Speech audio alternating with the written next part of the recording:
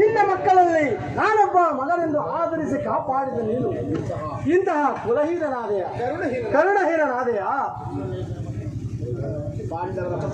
ನೀನು ಪಾಂಡವರ ಪಕ್ಷವನ್ನು ವಹಿಸು.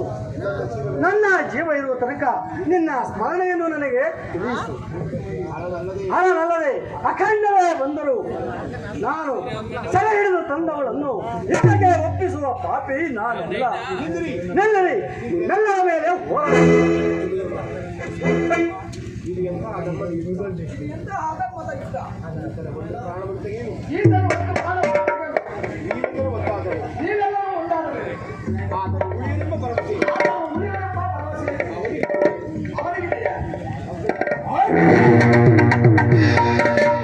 ಕಂಡವರ ಪಂಥಕ್ಕಾಗಿ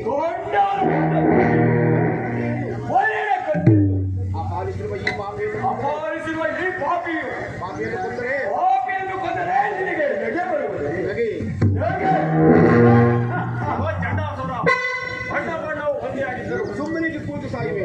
ಸುಮ್ಮನೆ ಏಕೆ ಕೂಗಾಡಿ ಸಾಯಿವೆ? ಶರಣೆಂದರೆ ಮರಣವು ದೂರವಾಗುವುದು.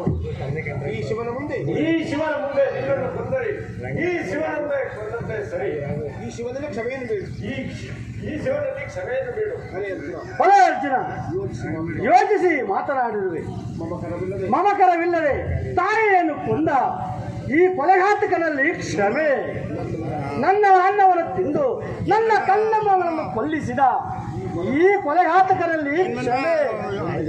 ಒಂದು ಗಳಿಗೆ ಹೆದರಿ ಕಾಡಿನಲ್ಲಿ ಕೆಣಸು ತಿಂದು ತಲೆಮರೆಸಿಕೊಂಡು ಒಬ್ಬಕನಂತೆ ತಿರುಗಾಡುತ್ತಿರುವ ಇವರಿಗೆ ಈ ಹೇಳಿಯಲ್ಲಿ ಕ್ಷಮೆ ಯುದ್ಧಕ್ಕೆ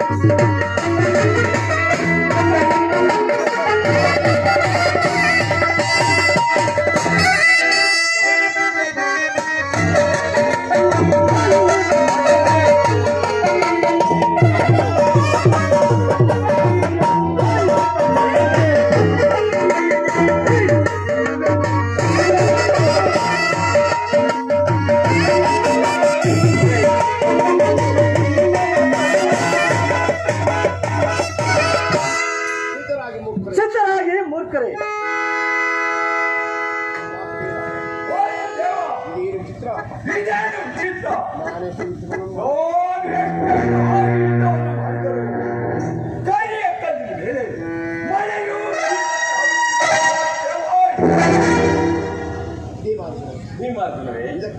ಇದಕ್ಕಾಗಿ ಯೋಚಿಸಿದ.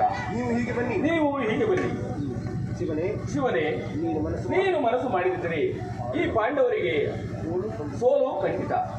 ಪಾಂಡವಾಯ ಮಮ ಪ್ರಾಣ ಎಂಬ ಬಿರುದನ್ನು ಕಳೆದುಕೊಳ್ಳಬೇಕಾಗುತ್ತದೆ. ನೀನು ಮನಸ್ಸು ಮಾಡಿ ಈ ಪಾಂಡವರನ್ನು ಕಾಪಾಡು ದೇವ, ಕಾಪಾಡು.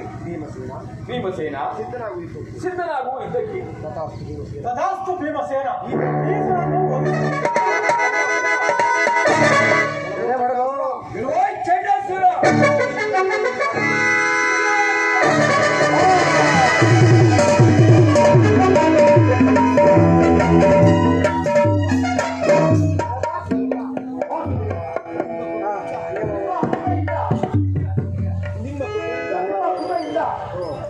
ಈ ಯುದ್ಧವೂ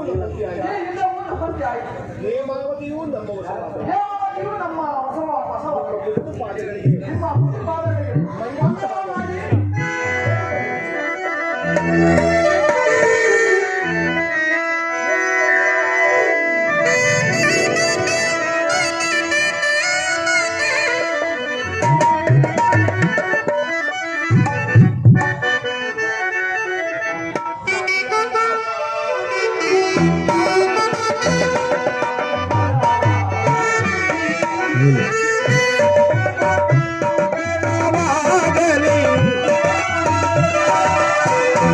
ಅಮಿತರಿಗೆ ಮಂಗಳವಾಗಲಿ